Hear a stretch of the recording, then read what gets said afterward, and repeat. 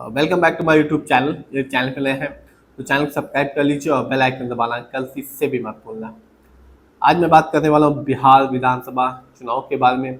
अभी ही जो election commission है उन्होंने बिहार विधानसभा की तारीखों का ऐलान किया है। इसके बाद से ही जो तमाम राजनीतिक दल हैं, चाहे वो बीजेपी हो, आरजेडी हो, जेडी हो, इन सभी ने जोर शोर से अपनी तैयारी शुरू कर दी है।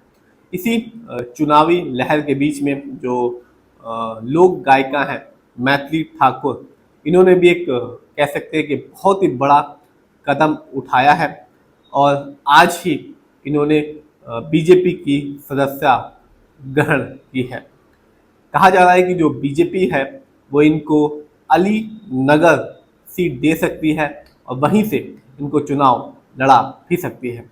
आज ही जो बिहार बीजेपी के अध्यक्ष हैं दिलीप जायसवाल ने पटना में जो लोक गायिका हैं मैथिली ठाकुर, उनको बीजेपी की सदस्यता दिलाई। कह सकते हैं कि एक बड़ी बात है, चाहे बीजेपी के लिए भी और चाहे मैथिली ठाकुर के लिए भी। इसके बाद जो मैथिली ठाकुर हैं उन्होंने कहा है कि चुनाव लड़ना उनका कोई लक्ष्य नहीं था, कोई इरादा नहीं था, लेकिन उन्होंने ये भी कहा कि पार्टी मुझसे जो भी करने के लिए कहेगी वो मैं करूँगी पार्टी के लिए। चाहे वो चुनाव प्रचार हो या कैंपेनिंग करनी हो, पार्टी जो भी कहेगी मैथिली ठाकुर ने कहा कि वो जरूर करेंगी।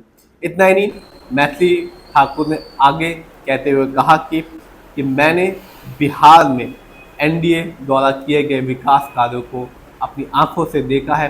उन्होंने ये कहा कि उनको जो एनडीए की गवर्नमेंट है, जेडीयू और बीजेपी का जो गठबंधन है उस पर पूरा विश्वास है।